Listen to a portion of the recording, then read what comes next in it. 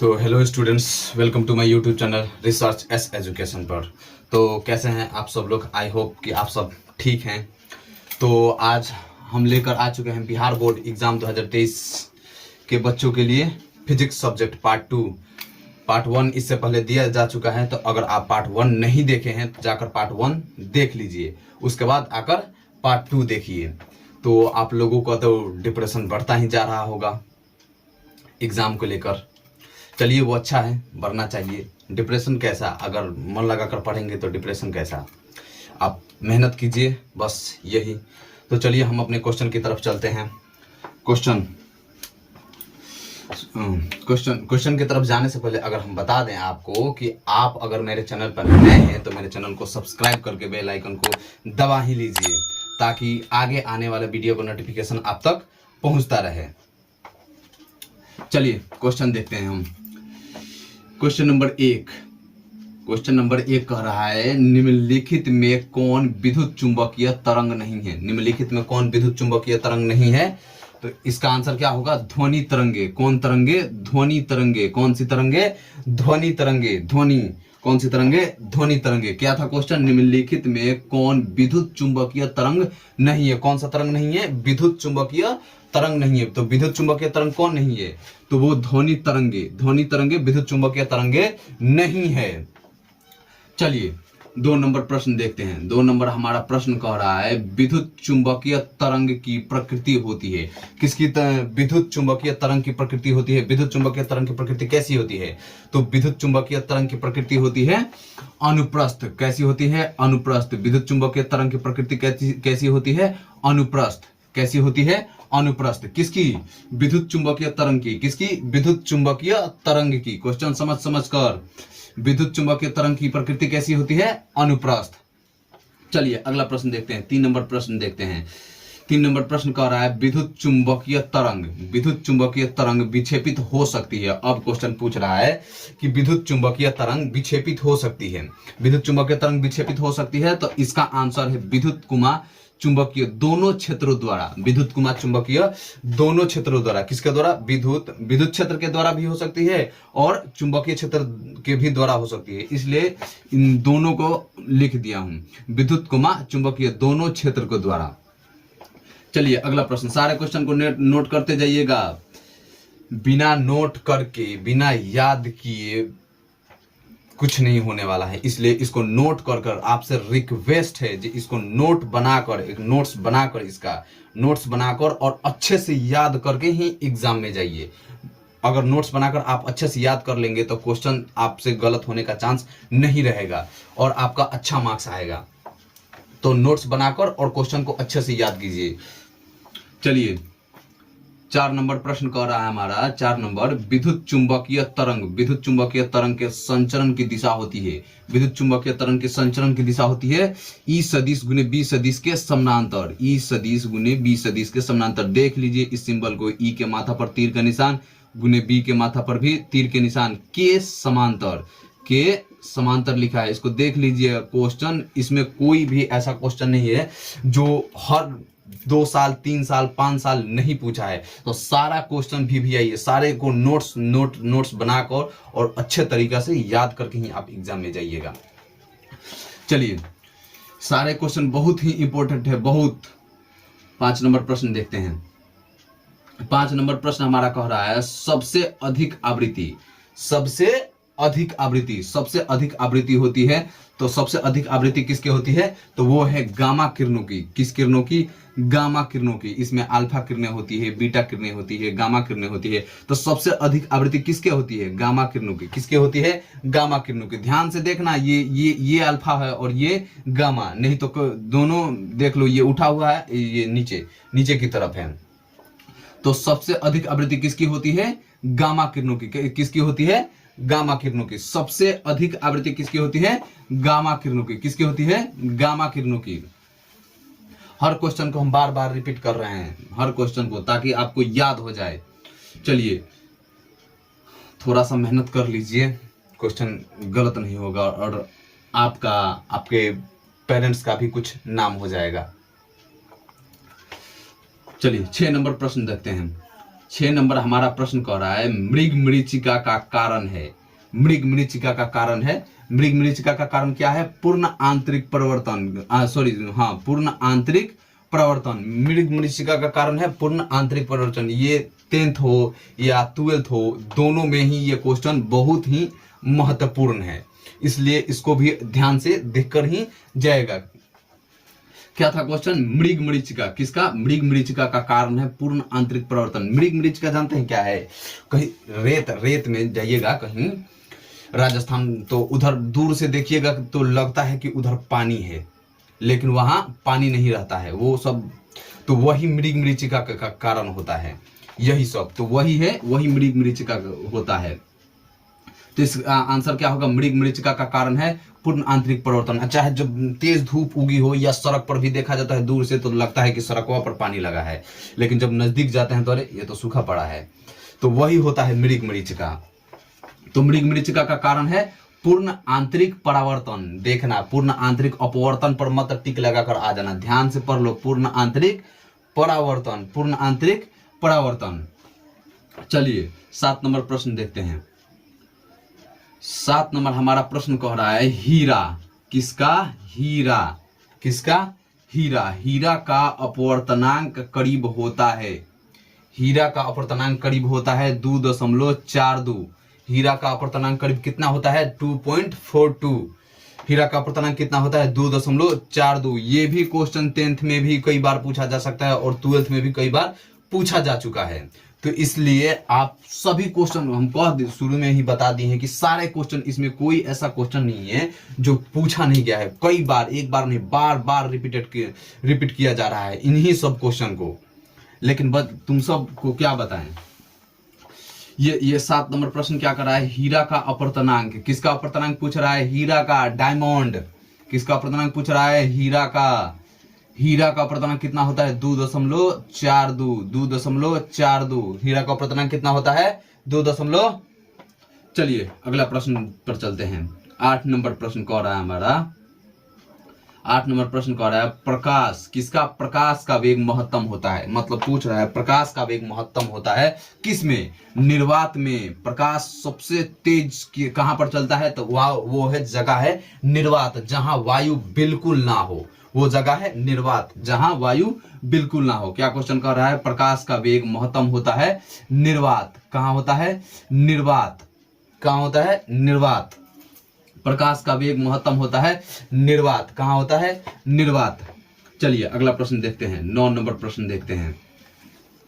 9 number प्रश्न हमारा कह रहा है 2 उत्तल लेंस। कितने उत्तल लेंस? 2 उत्तल लेंस। ध्यान से सुनना, 2 उत्तल लेंस। हर बार बताते हैं कि क्वेश्चन को समझा करो, क्वेश्चन को समझने के बाद आपको आंसर अपने आप याद हो जाएगा और क्वेश्चन एग्जाम में गलत नहीं होगा, पक्का। तो इसलिए क्वेश्चन को समझने की कोशिश करो, पहले क्वेश्चन को अच्छे से बारीकी से जांचो। देखो क्वेश्चन कर रहा है 2 उत्तल लेंस। क्वेश्चन को समझ लोगे ना तो हमको लगता है कि उतना याद करने की जरूरत नहीं पड़ेगी, ना ही रटने की जरूरत पड़ेगी। समझ लो, क्वेश्चन समझ लो, उतना रटने की हम कह रहे हैं ना। इसको नोट्स बनाओ और 2 बार इसको पढ़ लो। एग्जाम में एक भी क्वेश्चन गलत हो गया ना तो कमेंट में आकर बता देना। एक भी क्वेश्चन गलत नहीं होगा अगर नोट्स बनाकर इसको 2 बार अच्छे से पढ़कर और तब एग्जाम में गए हो तब। चलिए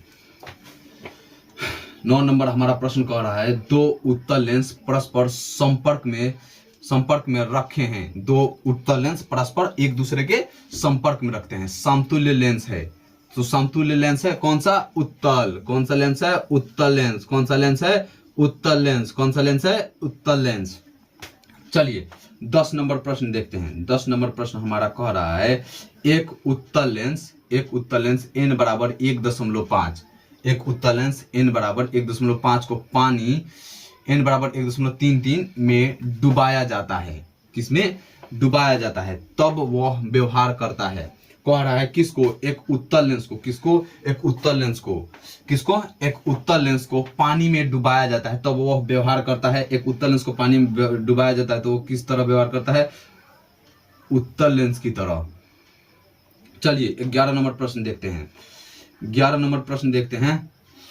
किसी वस्तु का मनुष्य की आंख के रेटिना पर, किसी वस्तु का, कोई भी वस्तु हो, उसके मनुष्य की आंख की रेटिना पर, किसी वस्तु का मनुष्य की आंख के रेटिना पर बना प्रतिबिंब होता है। मनुष्य के आंख के रेटिना पर बना प्रतिबिंब होता है किसी भी वस्तु का, किसी वस्तु का मनुष्य की आंख के रेटिना पर प्रतिबिंब बना होता है। हमारे आंख में किसी भी वस्तु का, जितने भी वस्तु को देखते हैं, वो रेटिना पर कैसा प्रतिबिंब बना होता है, कैसा प्रतिबिंब बना होता है?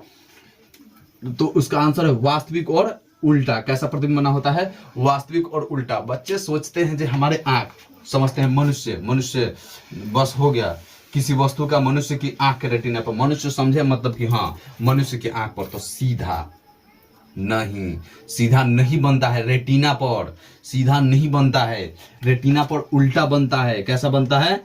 उल्टा बनता है। कैसा बनता है? उल्टा बनता है। लेकिन बच्चों को लगता है कि हम तो किसी वस्तु को सीधे ही नहीं देखते हैं। नहीं, ऐसा नहीं है। रेटिना पर वो प्रतिबिंब उल्टा बना होता है, वो मस्तिष्क ले जाकर उसको सीधा करता है। दृष्टिपटल कहाँ गया? किसी वस्तु का मनुष्य की आंख के रेटिना पर बना प्रतिबिंब होता है, तो इसका आंसर क्या होगा? वास्तविक और उल्टा। ध्यान में रखिएगा, वास्तविक और किस प्रकार का? उल्टा। वास्तविक और उल्टा। मनुष्य के रेटिना पर किस प्रकार का प्रतिबिंब बनता है? वास्तविक और उल्टा। याद रखिए। अगला प्रश्न 12 नंबर हमारा प्रश्न कह रहा है, 12 नंबर प्रश्न, निकट दृष्टि दोष। निकट दृष्टि दोष, कौन सा दृष्टि दोष? निकट दृष्टि दोष। दृष्टि दोष से तो क्वेश्चन पूछना एकदम निश्चित है, पूछेगा, सब्जेक्टिव हो या ऑब्जेक्टिव हो, दृष्टि दोष डालेगा ही डालेगा। दोनों शिफ्ट में, फर्स्ट शिफ्ट हो या सेकंड शिफ्ट हो, दोनों शिफ्ट में, सॉरी दोनों, इसका मैट्रिक में होता है, आंख से रिलेटेड हर शिफ्ट में डाल देता है कुछ ना कुछ क्वेश्चन। चलिए देखते हैं। निकट दृष्टि दोष के निवारण के लिए प्रयुक्त किया जाता है, निकट दृष्टि दोष के निवारण के लिए प्रयुक्त किया जाता है, तो वो है अवतल लेंस। वो कौन सा लेंस है? अवतल लेंस। इस प्रकार का 2 क्वेश्चन बनता है। ये निकट दृष्टि दोष है, इसके बाद दूर दृष्टि दोष, सबसे ज्यादा यही पूछता है, यही दोनों में से एक ठो डाल देता है। अब बच्चे इसको नहीं ध्यान से पढ़े होंगे तो क्वेश्चन पक्का गलती कर आएंगे।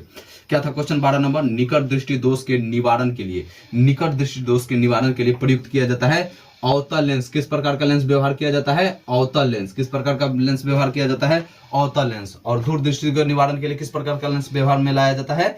वो है उत्तल लेंस। कौन सा लेंस? वो है उत्तल लेंस। इस बार इस वाले क्वेश्चन का निकट दृष्टि दोष का आने का सबसे ज्यादा चांस है, तो इसको देख लीजिएगा। हम ये नहीं कहते कि निकट दृष्टि दोष, दूर दृष्टि दोष या ज्यादा दोष होता है, इस सबको छोड़कर जाइए, नहीं, सबको पढ़ लीजिए। आप साल भर क्या किए हैं?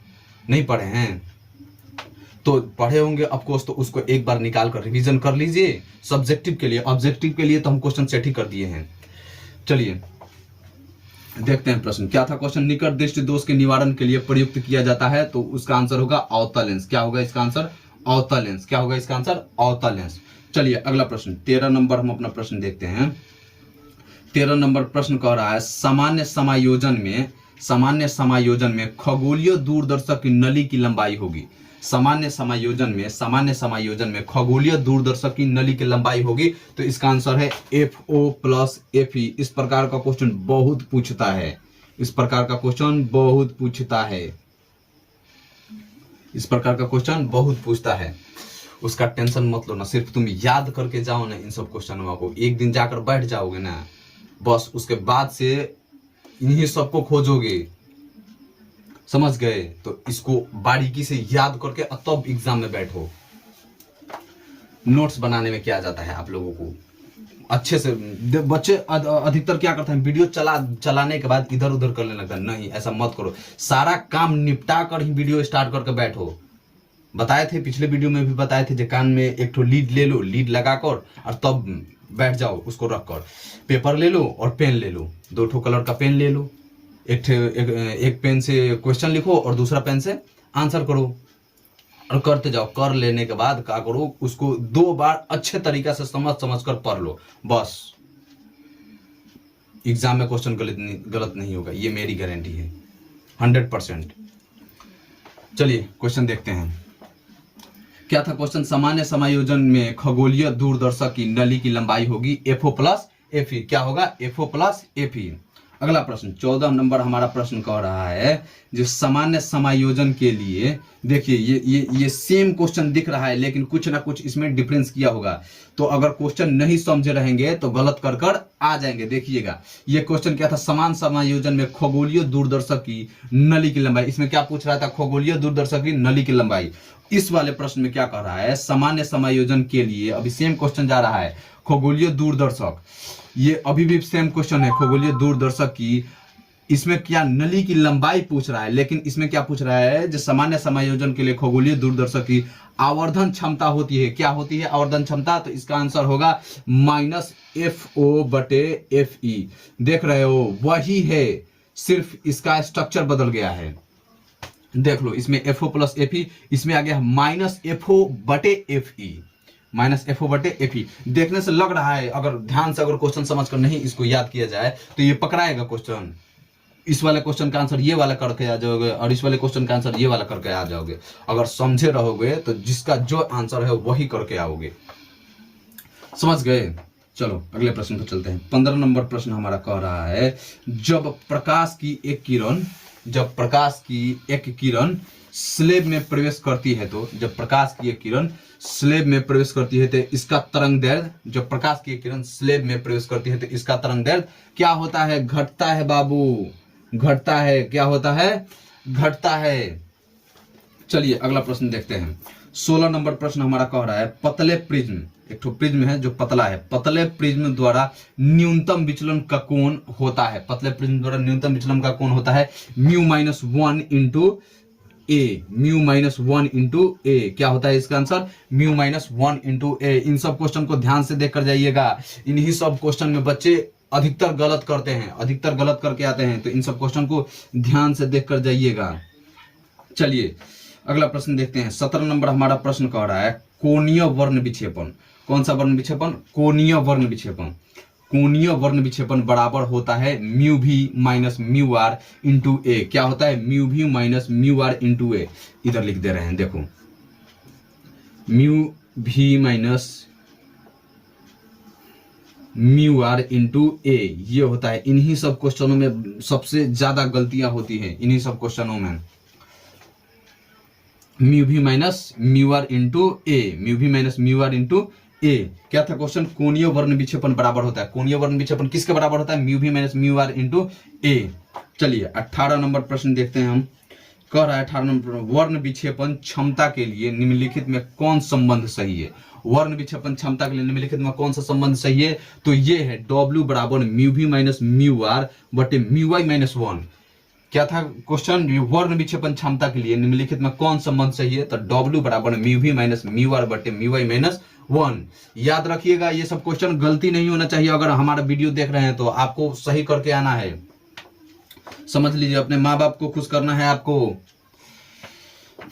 चलिए देखते हैं अगला प्रश्न। 19 नंबर प्रश्न कह रहा है किरचॉफ का द्वितीय नियम है, किरचॉफ का द्वितीय नियम है, तो ये है ऊर्जा संरक्षण का नियम। किसका नियम है, ऊर्जा संरक्षण का नियम। इस पिछले बार भी बताए थे, जो सब्जेक्टिव में किरचॉफ का नियम और व्हीटस्टोन ब्रिज, ये दोनों में से एक ठो 5 नंबर का पूछेगा सब्जेक्टिव में। ऑब्जेक्टिव में तो आना ही है, 2-3 क्वेश्चन डालेगा किरचॉफ और व्हीटस्टोन ब्रिज से लेकर, निश्चित है। तो इस बार चांस है इस वाले क्वेश्चन का आना। किरचॉफ का द्वितीय नियम है, किरचॉफ का द्वितीय नियम है किसका नियम, ऊर्जा संरक्षण का नियम। क्या है, ऊर्जा संरक्षण का नियम। क्या है, ऊर्जा संरक्षण का नियम। क्या है, बोल लीजिए। चलिए अगला प्रश्न पर देखते हैं। 20 नंबर प्रश्न, 20 नंबर हमारा प्रश्न कह रहा है प्रकाशिक पथ, कौन सा पथ, प्रकाशिक पथ, कौन सा पथ, प्रकाशिक पथ बराबर होता है, प्रकाशिक पथ बराबर होता है अपवर्तनांक गुने पथ लंबाई, अपवर्तनांक गुने पथ लंबाई। प्रकाशिक पथ बराबर होता है अपवर्तनांक गुने पथ लंबाई। 21 नंबर प्रश्न हमारा कह रहा है प्लॉक नियतांक। 21 नंबर प्रश्न क्या कर रहा है, प्लॉक नियतांक का मान होता है, प्लॉक नियतांक का मान होता है 6.63 गुने 10 के पावर -34 JS। पिछले वीडियो में भी कुछ मान डाले थे, तो मान से भी क्वेश्चन 2 ठो पूछेगा। अगर याद करके गए हैं तो दोनों क्वेश्चन को गोला करके जरूर आइएगा। चलिए अगला प्रश्न देखते हैं। 22 नंबर प्रश्न हमारा कह रहा है इलेक्ट्रॉन वोल्ट द्वारा मापा जाता है ऊर्जा। क्या मापा जाता है, ऊर्जा। इलेक्ट्रॉन वोल्ट द्वारा क्या मापा जाता है, ऊर्जा, क्या मापा जाता है? इलेक्ट्रॉन वोल्ट द्वारा ऊर्जा मापा जाता है। अगला प्रश्न 23 नंबर हमारा प्रश्न कह रहा है फोटोन की ऊर्जा होती है, सॉरी फोटोन की ऊर्जा है, तो फोटोन की ऊर्जा है hv। क्या है? hv। फोटोन की ऊर्जा क्या है? hv। फोटोन की ऊर्जा क्या है? hv। तो अब हम 24 नंबर प्रश्न को देखते हैं। 24 नंबर प्रश्न हमारा कह रहा है, 24 नंबर, हाइड्रोजन परमाणु में इलेक्ट्रॉन का न्यूनतम कोणीय संवेग होता है। क्या लिखा है? क्वेश्चन क्या लिखा है कि हाइड्रोजन परमाणु में, किसमें? हाइड्रोजन परमाणु में इलेक्ट्रॉन का न्यूनतम कोणीय संवेग होगा। किसमें? हाइड्रोजन परमाणु में इलेक्ट्रॉन का न्यूनतम कोणीय संवेग क्या होगा? h/2πjs। h/2πjs। h/2πjs क्या होगा? h/2πjs। चलिए अगला प्रश्न देखते हैं। 25 नंबर प्रश्न देखते हैं। 25 नंबर प्रश्न कह रहा है हाइड्रोजन स्पेक्ट्रम की कौन सी श्रेणी, हाइड्रोजन स्पेक्ट्रम की कौन सी श्रेणी अवरक्त भाग में नहीं पड़ती है? क्वेश्चन कह रहा है हाइड्रोजन स्पेक्ट्रम की कौन सी श्रेणी अवरक्त भाग में नहीं पड़ती है? तो वो है लाइमन श्रेणी। कौन सी श्रेणी? लाइमन श्रेणी। ये सब क्वेश्चन बहुत इंपॉर्टेंट है। कौन सी श्रेणी? लाइमन श्रेणी। हाइड्रोजन स्पेक्ट्रम की कौन सी श्रेणी अवरक्त भाग में नहीं पड़ती है? तो वो है लाइमन श्रेणी। चलिए अगला प्रश्न हमारा 26 नंबर प्रश्न कह रहा है कि हाइड्रोजन स्पेक्ट्रम की कौन सी श्रेणी दृश्य भाग पर पड़ती है? पिछले वाला क्वेश्चन में क्या था कि ये पिछले वाले क्वेश्चन में था कि अवरक्त भाग पर, लेकिन इस वाले क्वेश्चन में है दृश्य भाग पर। यही सब क्वेश्चन का डिफरेंस देख देख कर क्वेश्चन को समझा जाता है, ताकि क्वेश्चन में गलती, एग्जाम में गलती ना हो। जैसे देखो इसका क्या था, हाइड्रोजन स्पेक्ट्रम में कौन सी श्रेणी अवरक्त भाग में नहीं पड़ती है? लाइमन श्रेणी। अवरक्त भाग में नहीं पड़ती है। किसमें? अवरक्त भाग में। किसमें? अवरक्त भाग में नहीं पड़ती है, वो है लाइमन श्रेणी।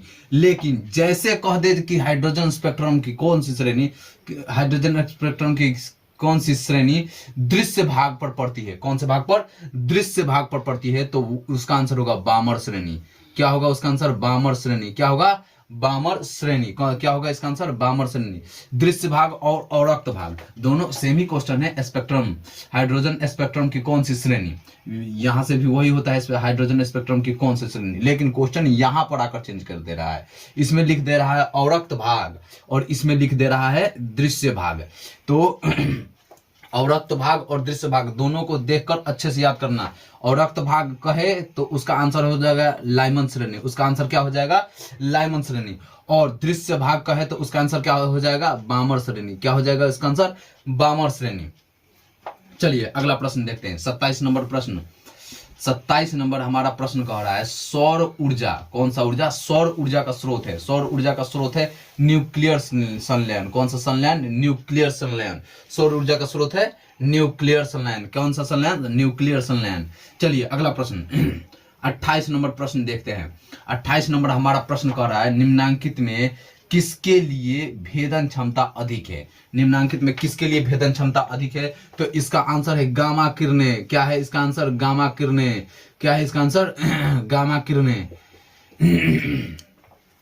29 नंबर प्रश्न कह रहा है 29 नंबर, जितने समय में किसी रेडियो एक्टिव पदार्थ की राशि अपने प्रारंभिक परिमाण की, जितने समय में किसी रेडियो एक्टिव पदार्थ की राशि अपने प्रारंभिक परिमाण की अधिक हो जाती है, आधी हो जाती है, उसे कहते हैं अर्ध आयु। उसे क्या कहते हैं? अर्ध आयु। क्वेश्चन फिर से एक बार और समझ लीजिए, क्वेश्चन क्या कर रहा है। 29 नंबर क्वेश्चन कह रहा है जितने समय में किसी रेडियो एक्टिव पदार्थ की राशि, जितने समय में किसी रेडियो एक्टिव पदार्थ की राशि प्रारंभिक परिमाण की आधी हो जाती है। क्या हो जाती है? आधी हो जाती है, तो उसे कहते हैं अर्धायु। क्या कहते हैं उसे? अर्धायु कहते हैं। क्या कहते हैं उसे? अर्धायु। 30 नंबर प्रश्न कह रहा है पी टाइप का अर्धचालक बनाने के लिए जर्मेनियम को डोप किया जाता है। पी टाइप का अर्धचालक बनाने के लिए जर्मेनियम का डोप किया जाता है, तो इसका आंसर है गैलियम से। किससे? तो इसका आंसर क्या होगा? गैलियम से। किससे? गैलियम से। किससे? गैलियम से। किससे?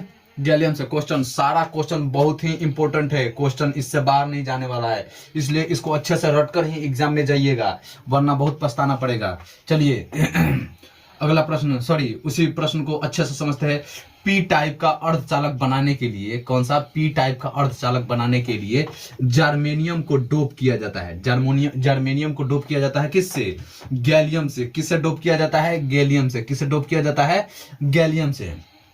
चलिए 31 नंबर प्रश्न देखते हैं। 31 नंबर प्रश्न हमारा NAND, नैंड गेट के लिए बुलियन व्यंजक है। इन सब प्रश्न को ध्यान से देखिएगा, ये सब कुछ प्रश्न सेट किए गए हैं जो निश्चित इसमें से क्वेश्चन आना ही है, एकदम आएगा, छाप कर यहीं से उठाकर धर देगा ले जाकर क्वेश्चन। तो देखिए NAND गेट के लिए बुलियन व्यंजक है, तो A इंटू बी के पावर ऊपर रेकरिंग बराबर Y। इन सबको ध्यान में रखिएगा, इन सबको गलती मत कीजिएगा, ध्यान में रखिए, ये क्वेश्चन आएगा, आना तय है, आना तय है, इन सब क्वेश्चन का आना तय है। ये क्वेश्चन आएगा, डेफिनेटली आएगा, लिख कर ले लो, यहीं पे लो लिख कर दे दिए, ये सब क्वेश्चन आएगा। चलिए ये देखिए 32 नंबर प्रश्न, ताप बढ़ने से अर्धचालक का विशिष्ट प्रतिरोध, तो और ताप बढ़ने से अर्धचालक का विशिष्ट प्रतिरोध घटता है। ताप बढ़ने से अर्धचालक का विशिष्ट प्रतिरोध क्या होता है, घटता है। क्या होता है, घटता है। ताप बढ़ने से विशिष्ट प्रतिरोध क्या होता है, घटता है अर्धचालक का। चलिए नैंड हो गया। और कौन सा गेट, OR, कौन सा गेट, OR और गेट का बुलियन व्यंजक है, तो A प्लस बी बराबर Y। क्या होगा, और गेट का बुलियन व्यंजक A प्लस बी बराबर Y। क्या होगा, A प्लस बी बराबर Y। नैंड NAND इसका बुलियन व्यंजक होगा A प्लस बी बराबर Y के माथा पर क्या था, सॉरी ये रहा कि रेक A इंटू बी के माथा पर रेकरिंग बराबर Y। अब दूसरा क्या है, और गेट, तो इसका क्या होगा, A प्लस बी बराबर Y, A प्लस बी बराबर Y। और अगला है 34 नंबर प्रश्न कह रहा है, सॉरी 33 नंबर प्रश्न, और गेट का बुलियन व्यंजक क्या है, A प्लस बी बराबर Y। 34 नंबर प्रश्न, 34 नंबर कह रहा है and gate, AND, and gate का बुलियन व्यंजक, तो एंड गेट का बुलियन व्यंजक क्या होगा, A इंटू बी बराबर Y, A इंटू बी बराबर Y, A इंटू बी बराबर Y। इसका बुलियन व्यंजक क्या होगा, सॉरी एंड गेट का बुलियन व्यंजक क्या होगा, AND, एंड गेट का बुलियन व्यंजक क्या होगा, A इंटू बी बराबर Y। क्या होगा, A इंटू बी बराबर Y। इन सबको ध्यान में रखिए, इन सबसे क्वेश्चन पूछेगा, यहीं से उठा कर देगा। चलिए एंड हो गया। नॉर 35 नंबर प्रश्न, नॉर गेट का बुलियन व्यंजक है, नॉर गेट का बुलियन व्यंजक है, नॉर गेट का बुलियन व्यंजक है A प्लस बी के माथा पर रेकरिंग बराबर Y। क्या है, A प्लस बी के माथा पर रेकरिंग बराबर Y। A प्लस बी के ऊपर रेकरिंग कौन सा गेट है, नॉर गेट है। कौन सा गेट है, NOR, nor gate, nor A plus B के ऊपर रेकरिंग बराबर Y। Nor gate A plus B के माथा पर रेकरिंग बराबर Y। चलिए 36 नंबर प्रश्न देखते हैं।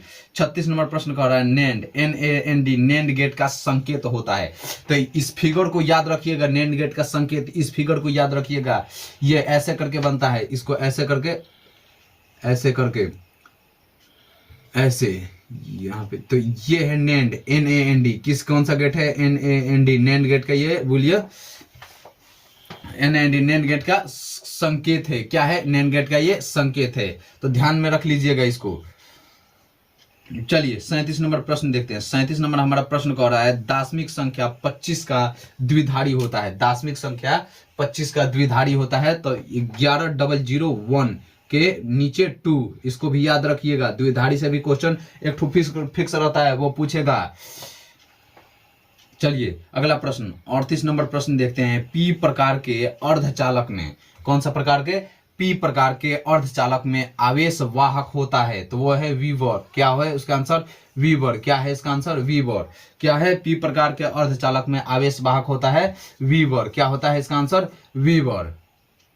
39 नंबर प्रश्न क्या कह रहा है, 39 नंबर प्रश्न कह रहा है द्विधारी संख्या 1001 के नीचे 2 की दाशमिक संख्या है, तो 18 के नीचे 10। क्या है इसका आंसर, 18 के नीचे 10। चलिए 40 नंबर प्रश्न हमारा कह रहा है, 40 नंबर प्रश्न कह रहा है आयाम मॉड्यूलन सूचकांक। आयाम मॉड्यूलन सूचकांक, आयाम मॉड्यूलन सूचकांक का मान होता है, आयाम मॉड्यूलन सूचकांक का मान क्या होता है? आयाम मॉड्यूलन सूचकांक का मान होता है 0 तथा 1 के बीच। किसके किसके बीच होता है? 0 तथा 1 के बीच। आयाम मॉड्यूलन सूचकांक का मान किसके किसके बीच होता है?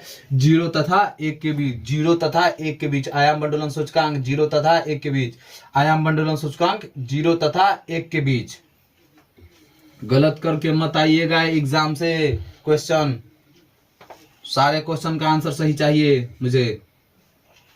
चलिए 41 नंबर प्रश्न कह रहा है जो टीवी प्रसारण के लिए आवृत्ति प्रास का उपयोग होता है। टीवी प्रसारण के लिए आवृत्ति प्रास का उपयोग होता है। किसके लिए? टीवी प्रसारण के लिए आवृत्ति प्रास का उपयोग होता है। तो वो है 30 से 300 mHz। 30 से 300 mHz। 30 से 300 mHz। 30 से 300 mHz। 42 नंबर प्रश्न, 42 नंबर प्रश्न हमारा कह रहा है आकाश तरंग स्काई वेव का संचार आधारित है। आकाश तरंग स्काई वेव का संचार आधारित है किस पर? आयन मंडल द्वारा प्रवर्तन पर। किस पर? आयन मंडल द्वारा प्रवर्तन पर। फिर से एक बार क्वेश्चन समझ लीजिए। 42 नंबर प्रश्न कह रहा है आकाश तरंग, या इसको स्काई वेव भी लिख देता है तो उससे घबराना नहीं है। आकाश तरंग स्काई वेव का संचार आधारित है किस पर? आयन मंडल द्वारा प्रवर्तन पर। किस पर? आयन मंडल द्वारा प्रवर्तन पर। इसको ध्यान में रखिएगा। ये जो मॉडल दिया गया है 4 ठो, इसको ध्यान में रखिएगा। इसमें से कोई 2 ठो क्वेश्चन पक्का आएगा, 2 ठो क्वेश्चन निश्चित है आएगा। तो एकदम इसको बहुत बारीकी से रट कर अच्छे से समझ कर पढ़कर ही जाइएगा। तो ये थे आज के कुछ हमारे फिजिक्स के महत्वपूर्ण क्वेश्चन, जो बिहार बोर्ड 12वीं के बच्चों के लिए काफी महत्वपूर्ण क्वेश्चन है। तो आज के लिए बस इतना ही। जय हिंद।